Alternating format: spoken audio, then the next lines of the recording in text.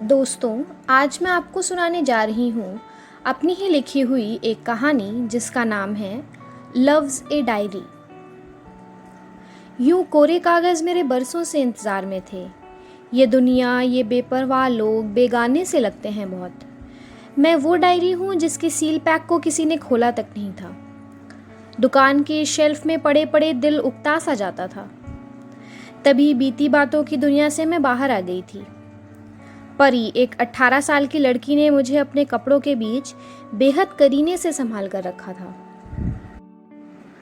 कलम प्रेमियों की यही तो खास बात होती है ना। अपने जीवन के उतार चढ़ाव ये बड़े शौक से लिखते हैं, मगर दूसरों को वही बात बोलने से न जाने क्यों बेहद डरते हैं। इस कदर मुझे सबसे छुपा कर रखा गया था कि भूल कर भी किसी के हाथ ना आ सकूं।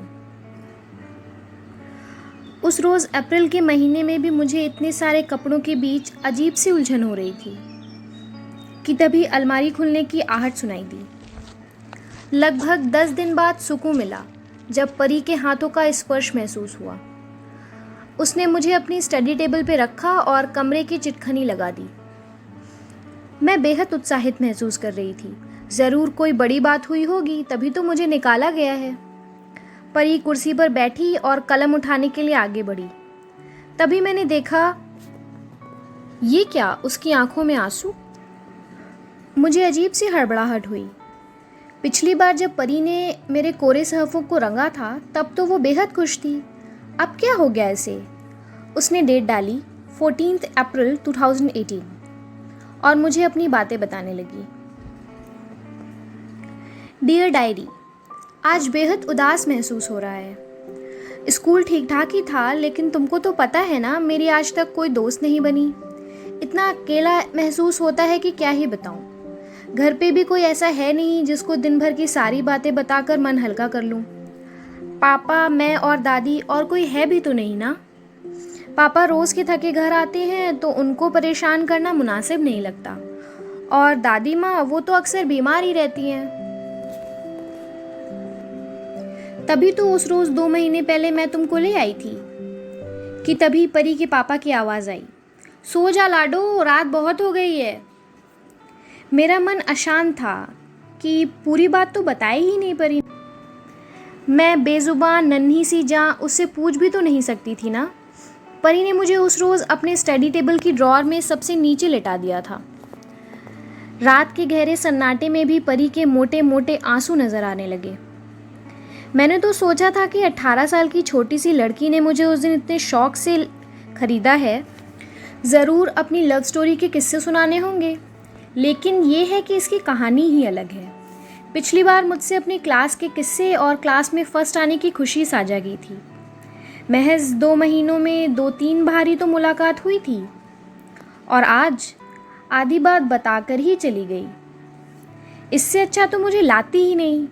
कितना मन था मुझे किसी की लव स्टोरी सुनने का, और ये है कि कोई दोस्त बनाओ, बातें करो, यही तो उम्र होती है बेबाक जीने की।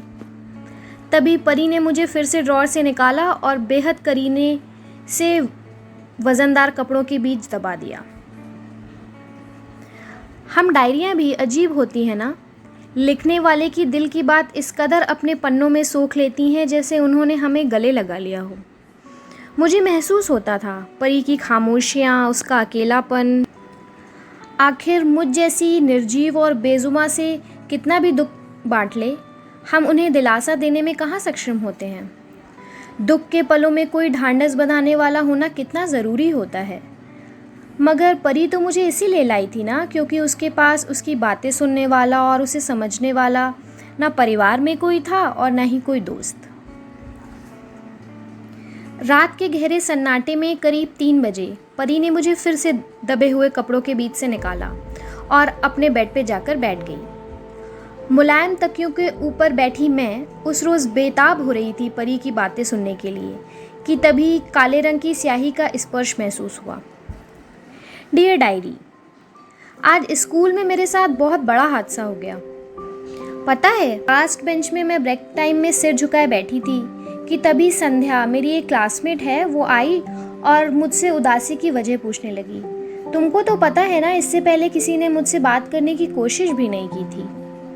मेरा मन उदास था तो मैंने भरोसा करके उसे सब बता दिया।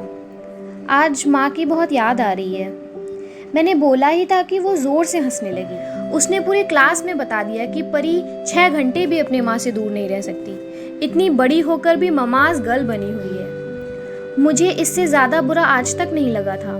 किसी को भरोसा करके कुछ बताओ तो वो जज करने लगते हैं। आज सच में माँ होती तो उन्हें सब बताकर मन हल्का कर लेती मैं।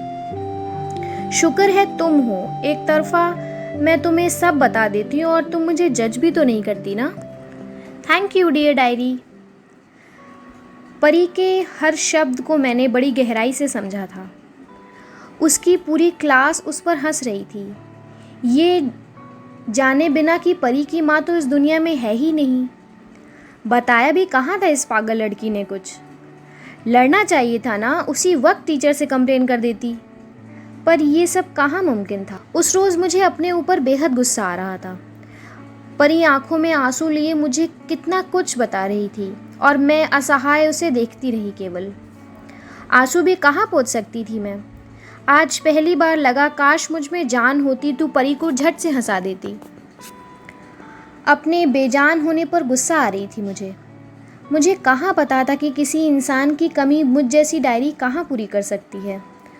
उस दिन खुदा से परी के लिए अच्छे दोस्त की गुजारिश की थी, जो उसे समझे, उसे जज ना करे और उसका साथ दे। मुझे तो खबर ही नहीं थी कि लोग डायरी इसलिए भी लिखते हैं क्योंकि हम बेजुबान उन्हें आंकते नहीं हैं, वरना ये समाज, ये लोग तो आधी बातें जानकर ही लोगों का मजाक बनाने लगते हैं। इतना भी ख्याल नहीं रखते कि जो कम बोलते हैं उनको भी बुरा लग सकता है। अलमारी में पड़े पड़े मन उदास हो रहा था। लगभग 1 महीने से परी से मुलाकात भी नहीं हुई थी। उसकी चिंता में मन बैठा जा रहा था कि तभी किसी के आने की आहट सुनाई दी। परी थी। उसने मुझे करीने से निकाला। बेहद खुश लग रही थी वो। उसने मुझे पिछले 1 महीने की सारी बातें बताईं। उसका एक दोस्त बन गया था। क्या नाम बताया था उसने? वेद। हाँ, उसी को सारी बातें बताया करती थी।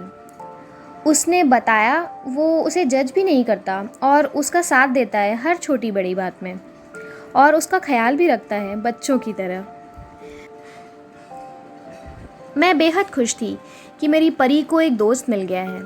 उसने ये भी बताया कि वो मुझसे अब कम बात किया करेगी, पर उस रोज़ मुझे बुरा नहीं लगा था। उसको वेद मिल गया था जो उसका हमेशा साथ देगा। अब मेरी परी को वो क्या कहते हैं, ह्यूमन डायरी का साथ मिल गया था। बस इतनी सी थी ये कहानी।